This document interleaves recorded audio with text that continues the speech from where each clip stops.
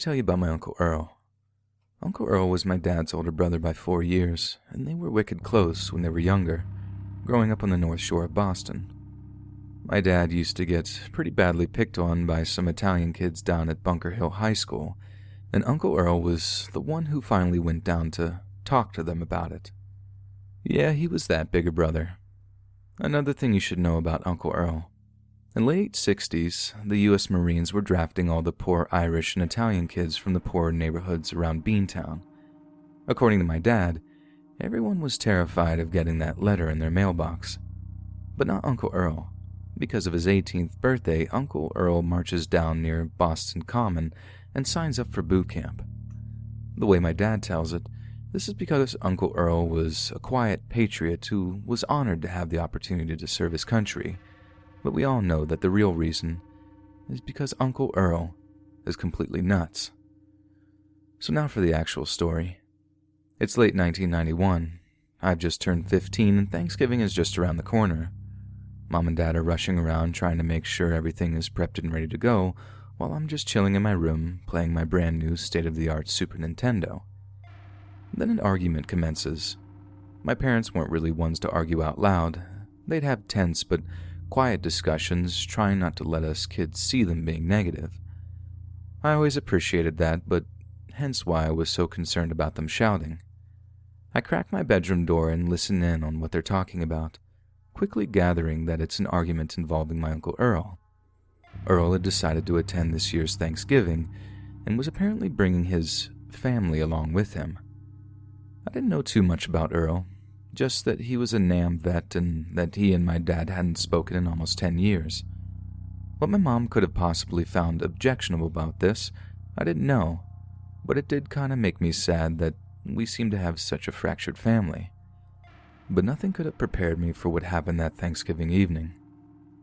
And I would see exactly why my mom was so angry at my dad for refusing to disinvite Uncle Earl.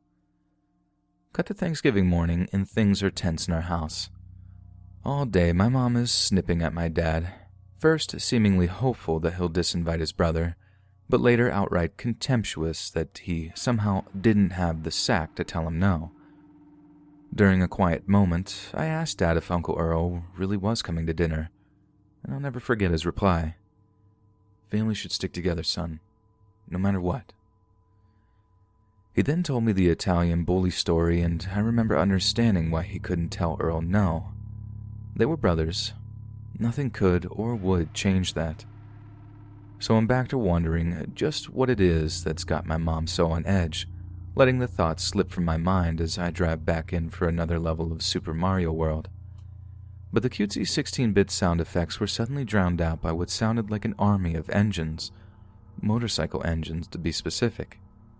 I looked out of my bedroom window and gasped at what I saw. There's like a whole fleet of motorcycles clogging up our quiet suburban street. They're all wearing matching leather jackets too, with identical stitching and designs on the back of them. I squinted through the fogged glass, trying to read what they said. I had no frame of reference for them, so when I read the words Hell's Angels on the back of their jackets, it didn't really mean anything to me. But it would by the end of the evening. "Where's that little brother of mine?" An older man at the front of the column began to shout. His bare arms, how he wasn't freezing I don't know, were covered in hand-inked tattoos, one of which clearly read, "Vietnam Vet. When I die, I'll know I'll go to heaven, 'cause I served my time in hell." It was Uncle Earl. That was the evening the Massachusetts chapter of Hell's Angels Outlaw Motor Club invaded our family home. I think I was so scared at first because Mom locked herself in her bedroom. I'd never known her to be so skittish, and I guessed it was because these guys were actually dangerous. So you can imagine how terrified I was when I heard someone banging on my door. Before I could even answer, Uncle Earl and a handful of his Hell's Angel friends had piled in my room, the stench of cigarette smoke and open beer cans floating around the room. "What is this?" Uncle Earl spat, peering at the Super Nintendo and the graphics on the screen. "Is this some kind of movie?" I remember stammering, so scared I could hardly speak. "Nah, Press. one of his friends replied. It's one of them video game things. Look, he's making it move with the remote thing there. My God, what a time to be alive, Uncle Earl said with a smile. You must be one wicked smart kid to be able to make it work, huh, kid? He ruffled my hair, and I began to relax. But what he did next made my head spin. Happy Thanksgiving, kid. Buy yourself a movie for your thing. I don't know what you call 'em. Uncle Earl took out his wallet and tossed a few $10 bills onto the floor next to me. Boys, back me up here. At that, all of Uncle Earl's friends took a few dollar bills out of their pockets and tossed them onto the pile. I swear I had like $300 when I finally counted it all up.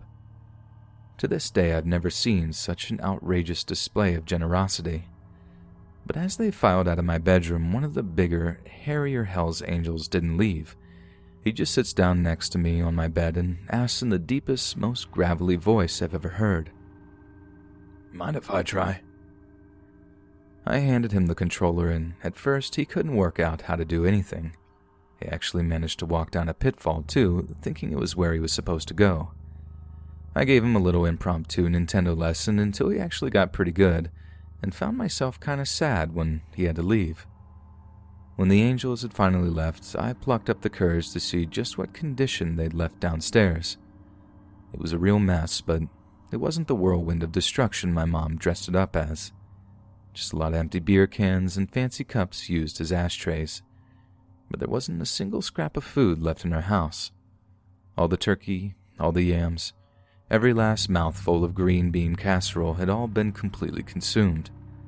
That was the most terrifying thing in the end, really, that there wasn't even enough left over for a turkey sandwich.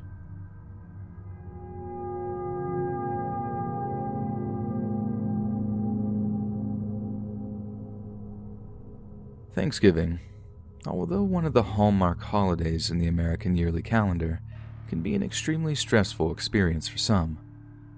For some unfortunate people, family is less about a network of love and support and more a web of jealousy, suspicion, and hatred.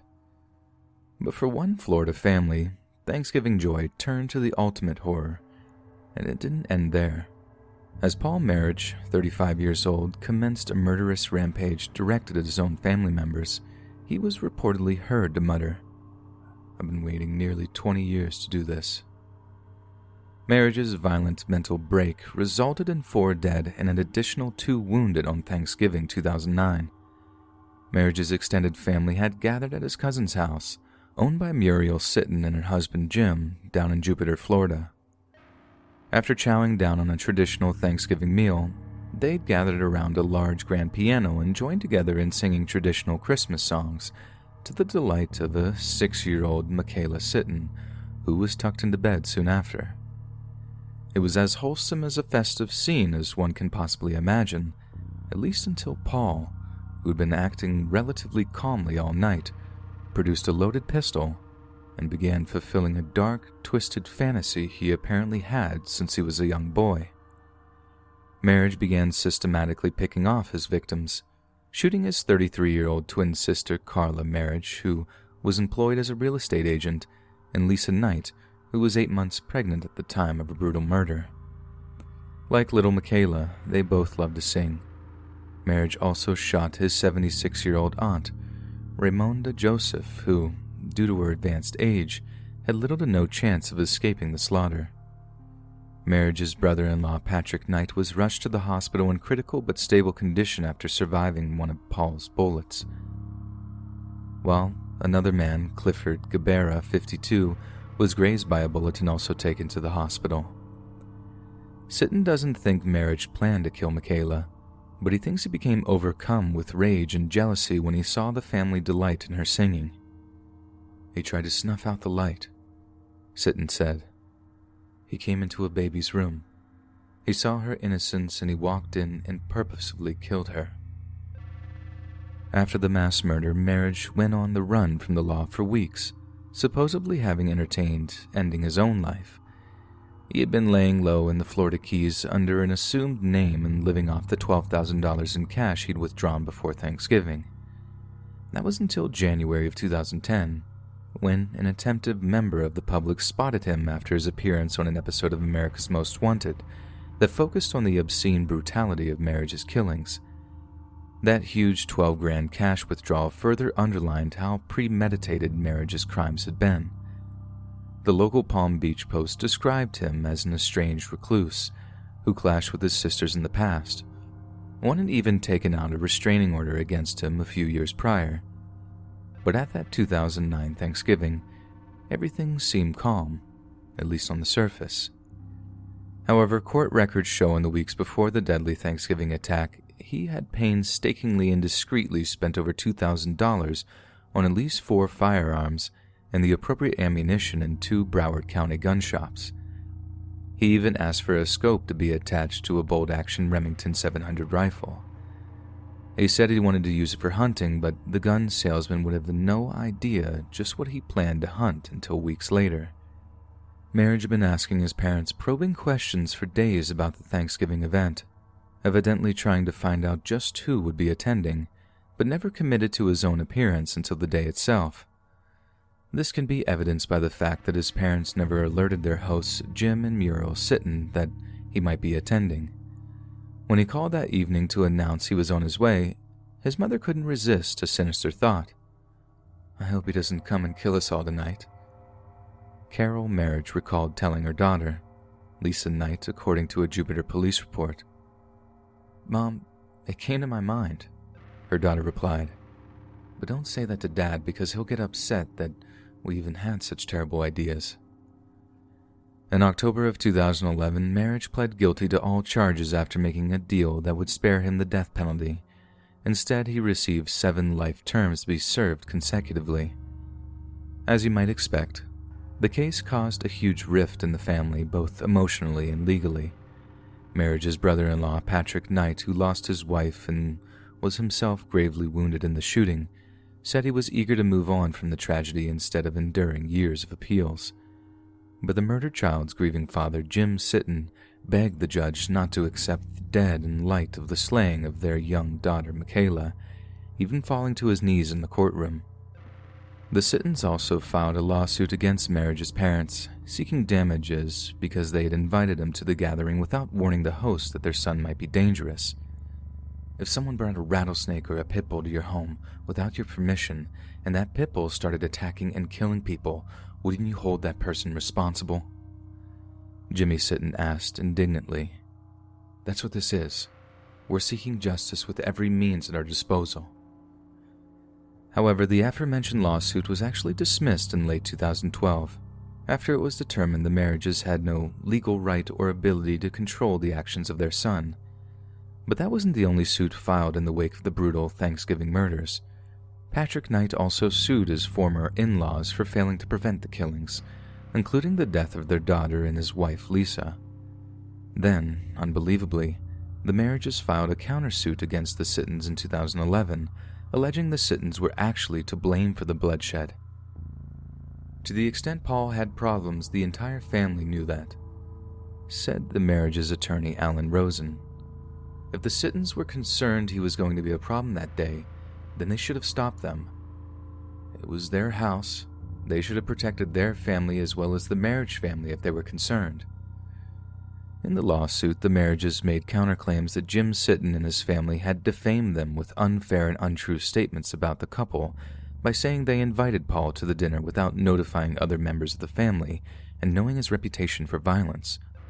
Also named in the lawsuit is Dr. Antoine Joseph, whose wife was murdered by Marriage. Joseph is Muriel Sitton's father. His sister is Carol Marriage. Joseph had apparently treated Paul Marriage and therefore was well aware of his mental instability, as was the rest of the family, his parents contended. A tangled web, indeed. There was one tiny bright spot in all of this. During Marriage's trial, the Sittons announced that Muriel was pregnant with their second child. "We're having a girl, but it's very bittersweet. There will always be someone missing," Mrs. Sitton said.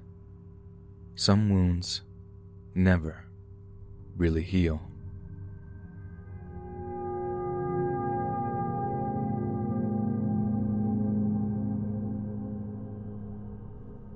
My big sister has always been kind of the black sheep of the family.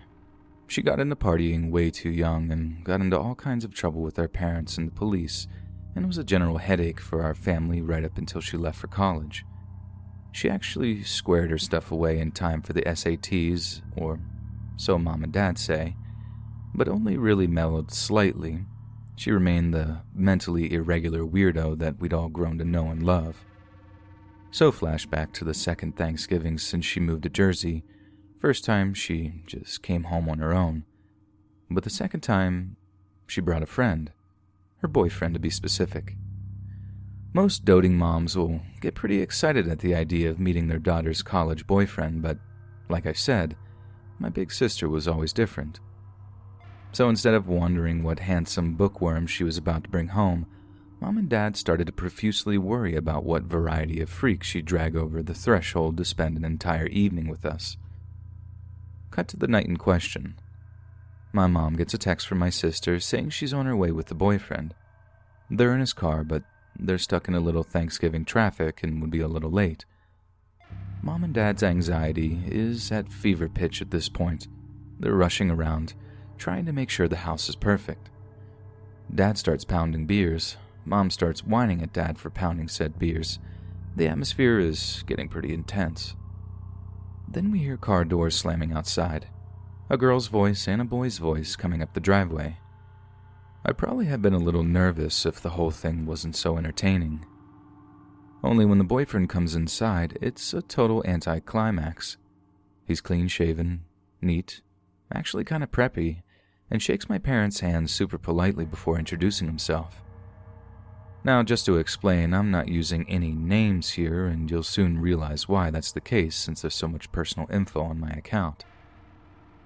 So it's actually looking like my parents have got themselves all worked up over nothing, like I mentioned. My sister had done a fair bit of mellowing out in the run-up to her SATs, so I guess it made sense that it carried on into college. So the boyfriend starts with this impressing the parents routine, and honestly worked like a charm. He was studying environmental science or something as his major. I can't remember exactly what his degree was, but my parents were seriously impressed. But when he announced he'd brought some home-cooked food to add to the spread, they seemed to fall for him harder than my sister had. And I don't know, I get it. He seemed pretty cool.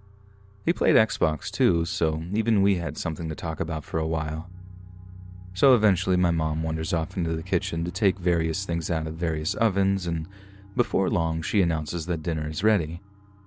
Quick note, the casserole dish full of stew that my sister and her boyfriend had brought was covered in aluminum foil and been placed in an oven to keep warm, so it ended up on the table, lost in the jumble with everything else, all the yams, pots of cranberry sauce, etc.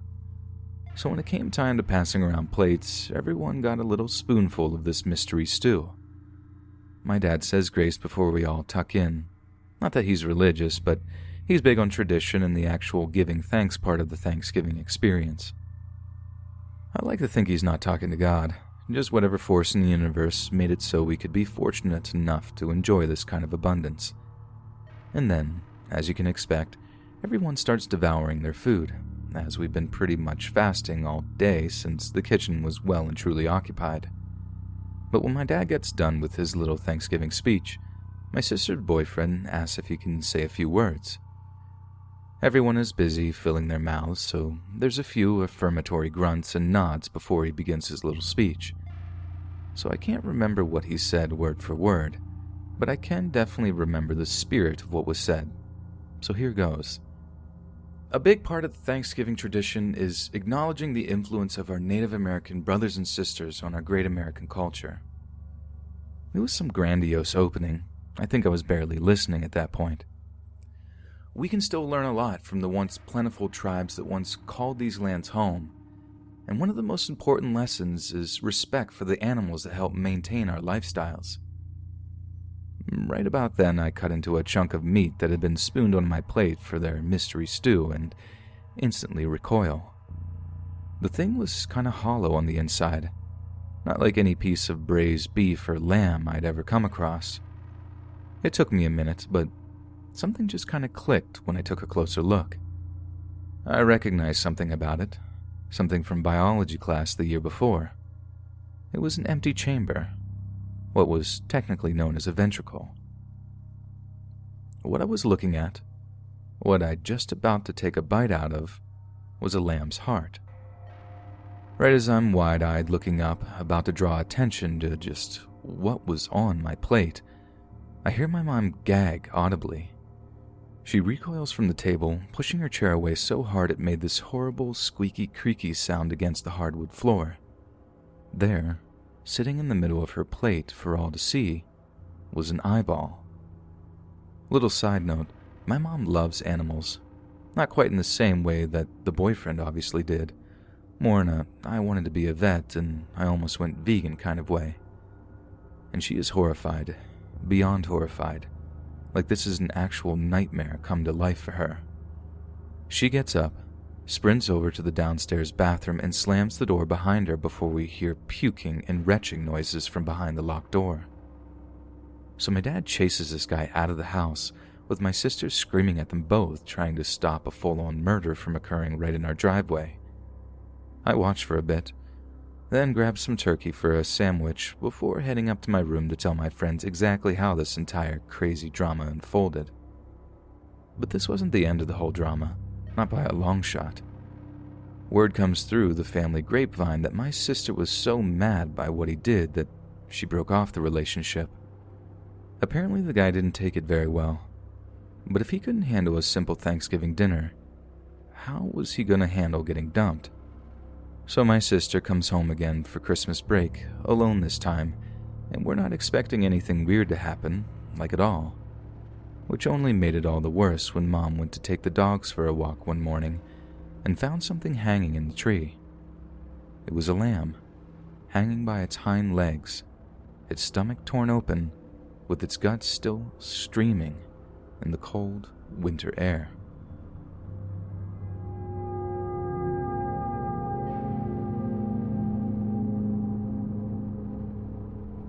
Thanksgiving is a time of year when families convene to show their appreciation for life's blessings. It should be a time of safety and sanctuary, when the worries and concerns of everyday living are put aside for an evening of festive feasting. But for one man in Minnesota, Thanksgiving of 2012 would become a turning point, an event that would separate everything that came before from everything that came after. This is the story of the true nightmare on Elm Street. Byron David Smith lived alone on Elm Street in Little Falls, Minnesota. He was a retiree, having worked for the U.S. State Department for many years as a security engineering officer. But Smith's retirement was not a quiet one. His home had been burglarized at least half a dozen times over the few months leading up to Thanksgiving of 2012. He had only reported one of the previous burglaries to police, and investigators only found evidence of 2 previous burglaries, one of which occurred in his detached garage, and of which he appeared to have no knowledge when it was brought up by police. Among the items stolen were $4,000 in cash, his father's POW watch, coins from a collection, and a chainsaw. Smith installed a security system to protect himself. He also began routinely wearing a hip holster with a loaded gun inside his home, as well as stashing bottles of water and granola bars in his basement. It may seem like Byron Smith was being overly paranoid. Installing a home security system is one thing, but stocking up on rations like some kind of survivalist may have been a step too far. But Smith was right to be paranoid. Every evening in the run-up to Thanksgiving, his home was being cased.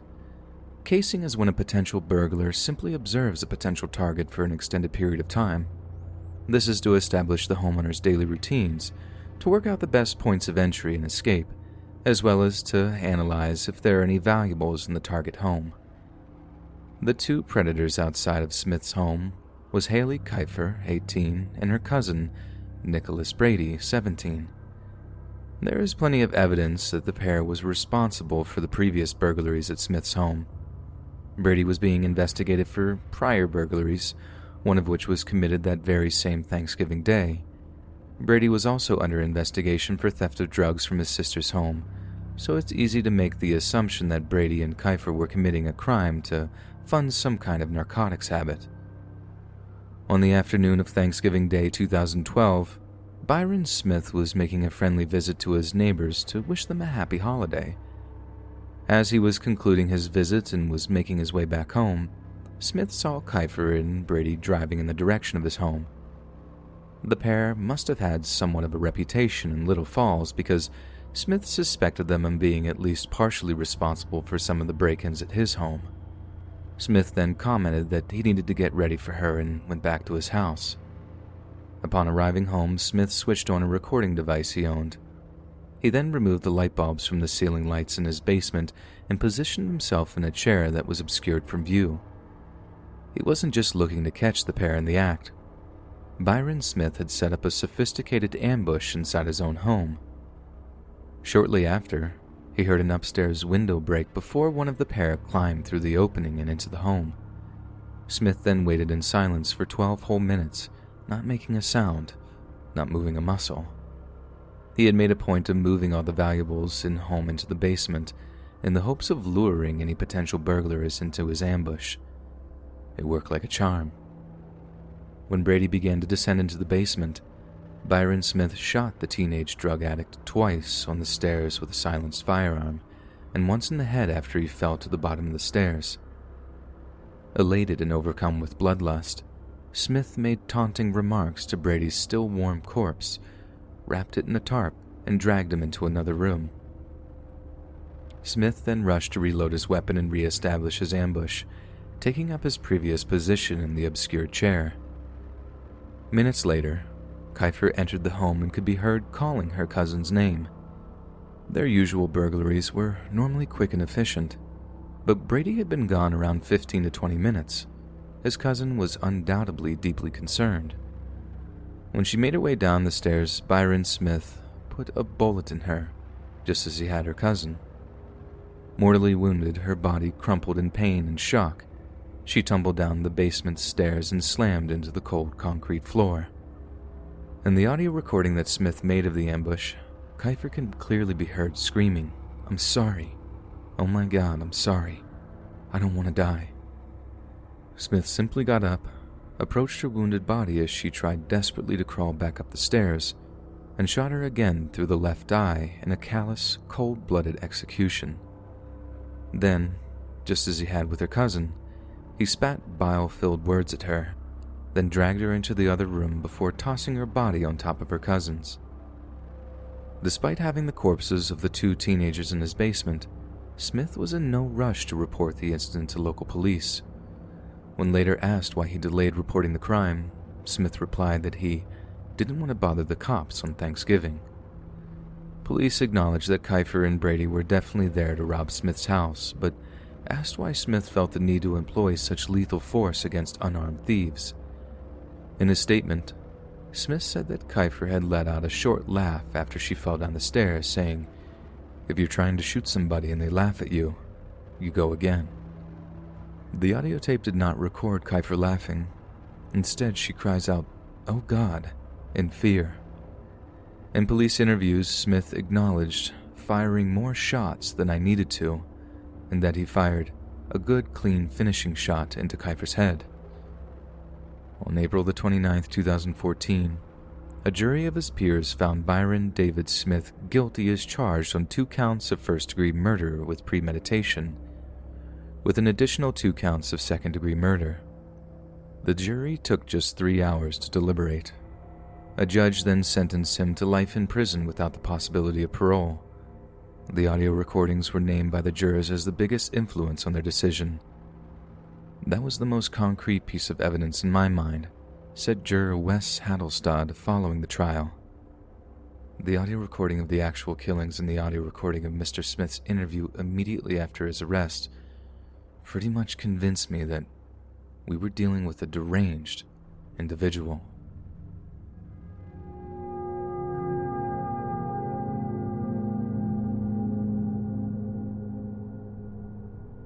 I had just arrived at a nearby grocery store on Thanksgiving afternoon. You know how it is. You think you've got all your bases covered until it's half an hour before the relatives are due to arrive, and you realize you've gone and forgotten to pick up cranberry sauce. Or you only have 1 bottle of wine to be shared among like 10 to 12 people. I mean, no offense to my in-laws, but I'm not dealing with a dozen of them at a time without at least 2 or 3 glasses of Merlot in my belly. They call it a social lubricant for a reason, right? Anyway, everything seemed perfectly normal as I got out of my Chevy and started walking over to the storefront. However, by the time I reached the end of the parking lot and was only within a few meters of the store, I spotted them. There were like 10 really obvious gang members standing in front of the store's entrance. They all looked young, but they definitely had the attire of a fairly large gang in the nearby area. Now I know what some of you might be thinking. Check this boomer thinking any gatherings of youth is like a gang, or some nonsense. But here's the thing. We're the only township in our state to have our own gang unit, as we have some serious problems with gang activity bleeding over from a nearby metropolis. I actually have an old high school buddy who was attached to said gang unit for a few months of tactical training. So trust me when I say I recognized a few different indicators that these guys were definitely in a gang. Color coding, similar tattoos. They even wore Boston Red Sox or Chicago Bears caps, anything with the telltale B on it. As I approach them, I am constantly repeating to myself in my head, don't make eye contact, keep cool, don't make eye contact, don't make yourself a target. I must have repeated that a dozen times, but honestly, it didn't make me feel any calmer whatsoever. It also didn't help any. As I'm getting towards the storefront, I can see one of the gang members break away from his group and make an approach to me. I literally have hundreds of dollars on me at this point after having made almost constant trips to various grocery and liquor stores over the previous few days. All that, and we still didn't have enough for our guests. Typical. Luckily, as one of the gang starts to approach me, a lady hastily walked towards the store and caught its attention, along with the other members. They promptly switched targets, and I breathed a huge sigh of relief. The gang members started to initiate a conversation with the lady, something that was obviously confrontational. As they talked about something, I didn't really listen, I just wanted to quickly go past them. I sped up to go into the store, barely escaping their grasp. Once I finished my shopping, the hard part came, going back to my car while my arms are fully laden with grocery bags that are quite obviously filled with bottles of booze. A prime target for robbery if ever there was one. I planned ahead and only brought things I could carry in the plastic bags. The cart was too big of a risk.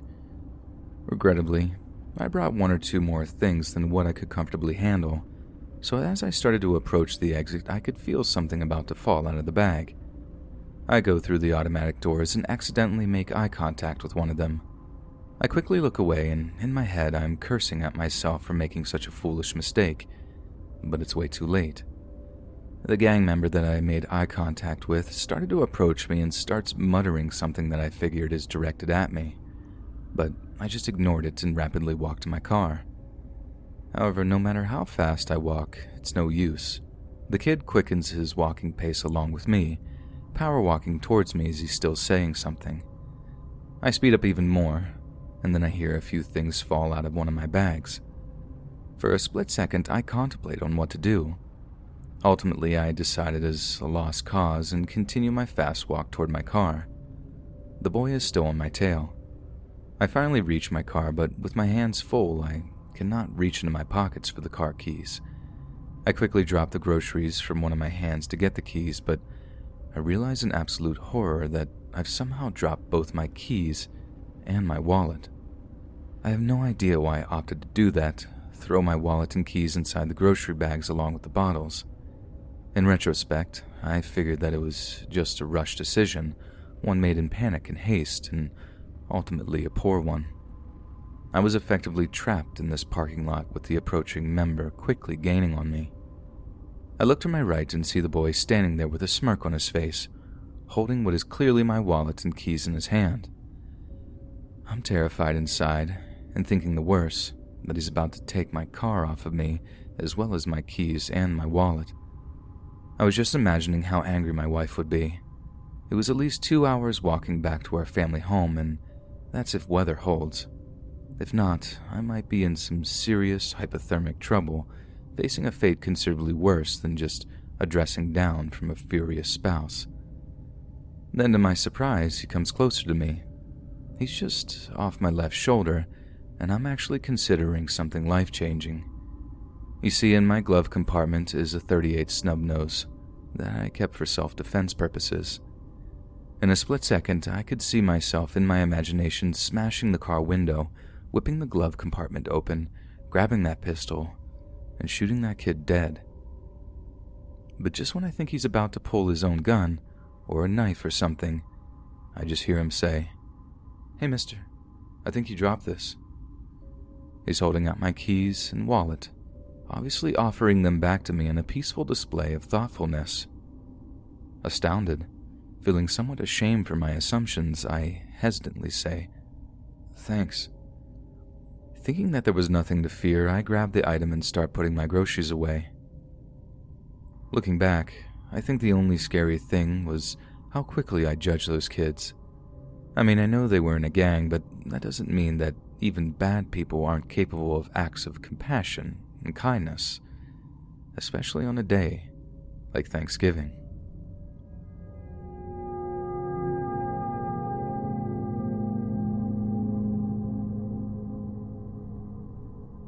These days, the majority of students in American public schools grow up learning the story of how the English Pilgrims and Native Americans came together for the first Thanksgiving in Plymouth. Yet the reality of the situation is that there was no lasting peace between the English settlers and their one-time Native American allies. Shortly after the Plymouth meeting, the two groups became entangled in a devastating series of conflicts just a single generation after the famous feast. As it turns out, the true story behind Thanksgiving is a bloody struggle that decimated the population and ended with a bloody, severed head impaled on a stick. It is generally thought that Thanksgiving is a time for family reunions, festive parades, mountains of delicious fall foods, not to mention the rush for college students and transplants alike to make it home in time to carve the turkey. American school children are usually taught that tradition dates back to the arrival of the Pilgrims on the ship christened the Mayflower. These were English members of small religious sects, persecuted in their homeland, who helped to establish the Plymouth colony of present-day Massachusetts in the year 1620. According to legend, friendly local Native Americans from the Wampanoag tribe contacted the Pilgrims in order to teach the struggling colonists how to survive in their new wild home. Then everyone got together to celebrate with a feast in 1621. Attendees included almost 100 warriors from Wampanoag tribe and the 50 or so surviving Mayflower passengers. The celebrations lasted 3 whole days and featured a menu including deer, fowl, and freshly baked corn on the cob. In reality, Thanksgiving feasts predate the Plymouth colony by many years. In fact, upon investigation, one finds a number of different places have tried to claim that they were the first to hold Thanksgiving celebrations. According to local researchers, settlers in the Berkeley Hundred of Virginia, a hundred is an archaic administrative division that is geographically part of a larger region, decided to celebrate their arrival with an annual Thanksgiving back in 1619. Although the Washingtonian, a magazine in circulation around the District of Columbia, reported the meal was probably nothing more than some shucked oysters and baked ham thrown together for the occasion. Additionally, decades before that, Spanish settlers and members of the Seloy tribe in Florida broke bread with salted pork, garbanzo beans, and a Catholic Mass, way back in 1565. The contemporary idea of Thanksgiving dinner revolves around eating roasted turkey, but to the Pilgrims, the festival was more of an occasion for Orthodox religious observance. The oft-told tales of the 1621 Plymouth festivities live on in popular memory, but the Pilgrims themselves would have likely considered their sober 1623 day of prayer the first true Thanksgiving. But disturbingly enough, others pinpoint the year 1637 as the true origin of Thanksgiving, owing to the fact that Massachusetts colony governor John Winthrop declared a day of Thanksgiving to celebrate colonial soldiers who had just slaughtered several hundred Pequot tribesmen, women, and children at a site where Mystic, Connecticut is now located. Either way, the popular telling of the initial harvest festival is what lived on, thanks to the speech writing and storytelling of one Abraham Lincoln. The enduring national holiday had also nearly erased from our collective memory what happened between the Wampanoag tribe and English settlers, little over a generation later. Massasoit, the sachem or top chieftain of the Wampanoag, proved to be an important ally and friend to the English settlers in the years following the establishment of Plymouth Colony. He set up an exclusive trade pact with the newcomers and allied with them against the French and other local tribes like the Narragansetts. But the alliance became severely strained as the years went by. Tens of thousands of English colonists poured into the region throughout the 17th century. According to certain history books, authorities in Plymouth began asserting direct control over most aspects of Wampanoag life. As settlers increasingly ate up more land, some have estimated that diseases such as smallpox had already reduced the Native American population in New England by as much as 90% from 1616 to 1619, and indigenous people continued to die from what the colonists called Indian fever. By the time Massasoit's son, Metacomet, who, known to the English as King Philip, inherited leadership of the tribe, relations had frayed to the point of complete disrepair.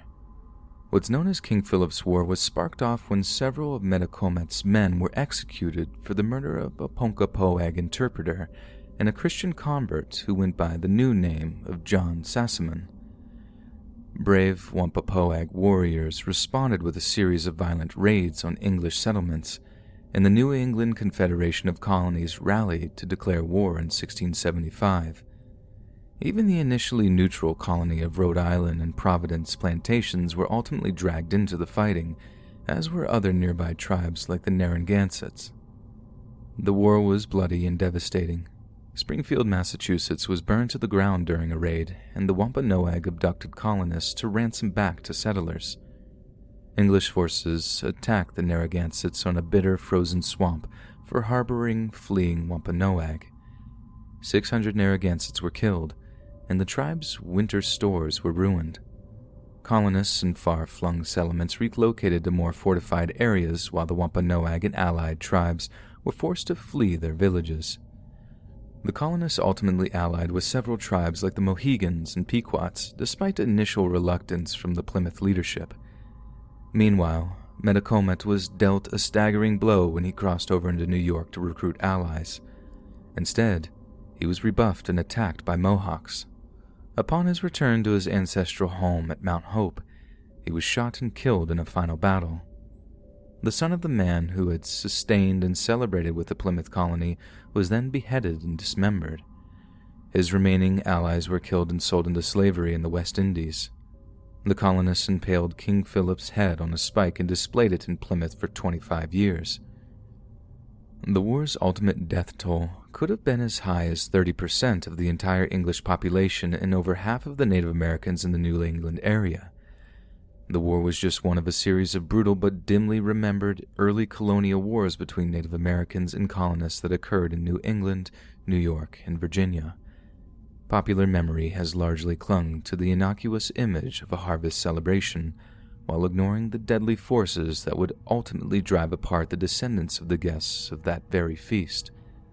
Modern-day Thanksgiving may be a celebration of people coming together, but that's not the whole story when it comes to the history of that day.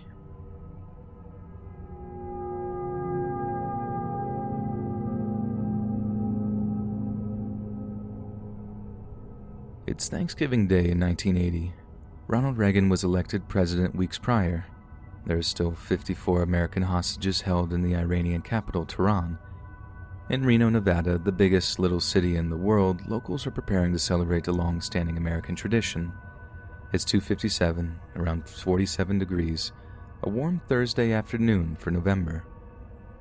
30 years prior to present, Reno is a different town.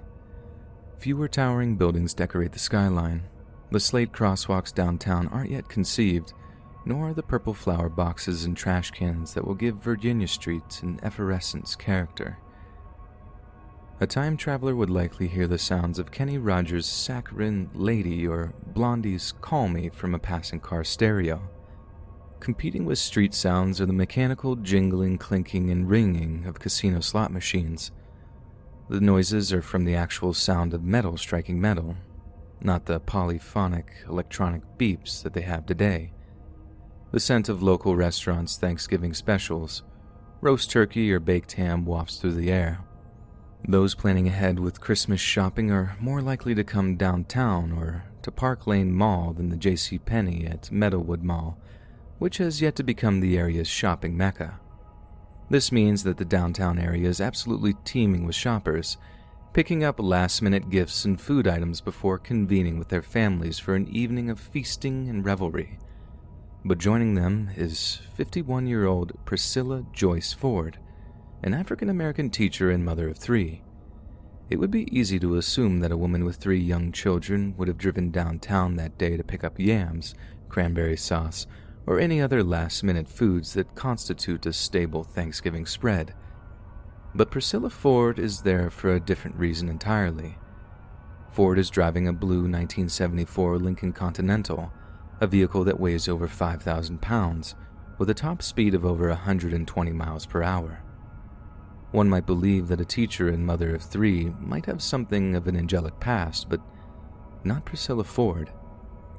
23 years prior to that Thanksgiving day, Ford shot her second husband with a .38 revolver before threatening to turn the gun on herself. She was also arrested for trespassing and assault after tracking down one of her ex-husbands in a fit of rage. Ford is 5'4" and weighs 125 pounds. She has brown eyes and shoulder-length hair combed back. She has crackers and emerald dry wine before leaving on an errand. Her blood alcohol ratio is .162. That's too drunk to be driving legally, but many a barfly has made it home with hire. Sitting peacefully in her car, Priscilla Ford notices that there are many more people than usual walking up and down the downtown sidewalks. People are milling along Casino Row. Perhaps because of the mild weather, there are more tourists than usual here during the tail end of a national recession.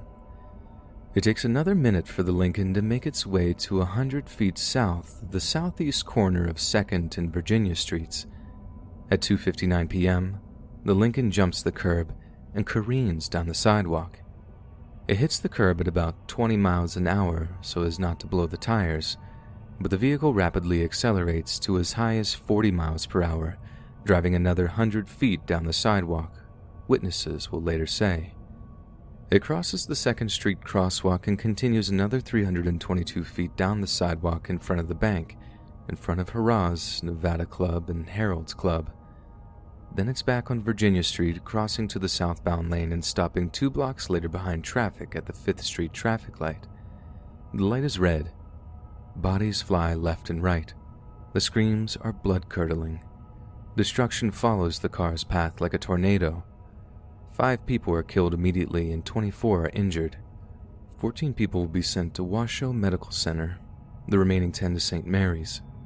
Street signs, body parts, clothing, wounded, and dead lie on the sidewalk and in the gutter like victims of a natural disaster. But this is an entirely unnatural disaster. It takes only a few seconds for Ford to drive 5 whole blocks. For the victims, every second following the attack is an eternity, waiting for help to arrive, for family members to come, for the news of survivors and casualties. But the longest wait, some will later say, is for justice. John Oakes is the deputy district attorney on call that day.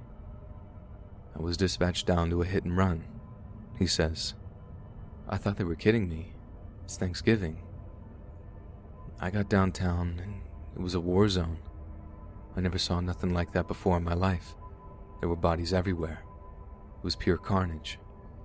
People were crying over the bodies of the dead. Ambulances were responding, but there just weren't enough of them. It was a complete mess." Later, John Oakes is told to keep an eye on Priscilla Ford. There was a trauma center set up down at Washoe Med, and we had the victims coming in crying and screaming, family members filing in, all of them just shell-shocked. The perp was right next door.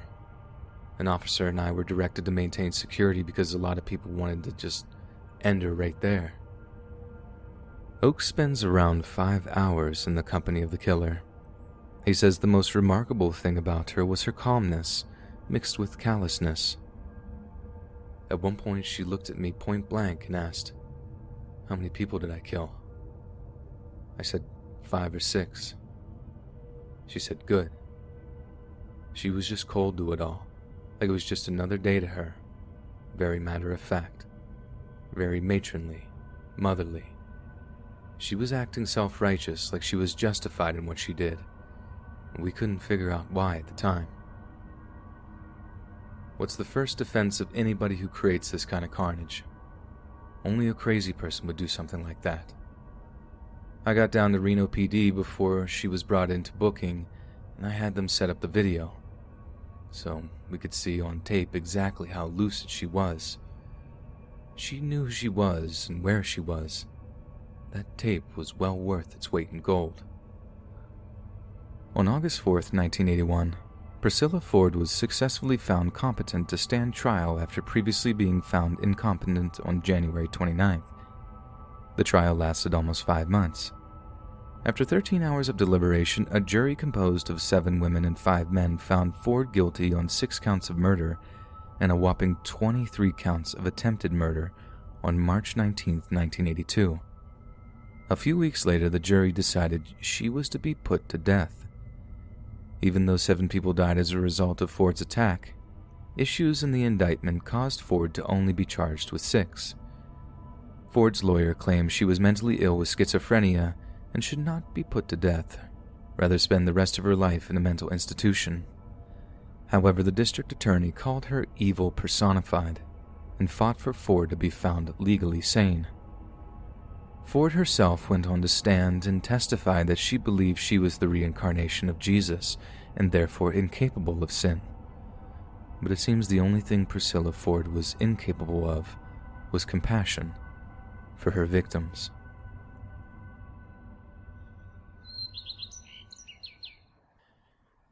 Hey friends, thanks for listening. Be sure to subscribe and click that notification bell to be alerted of all future narrations.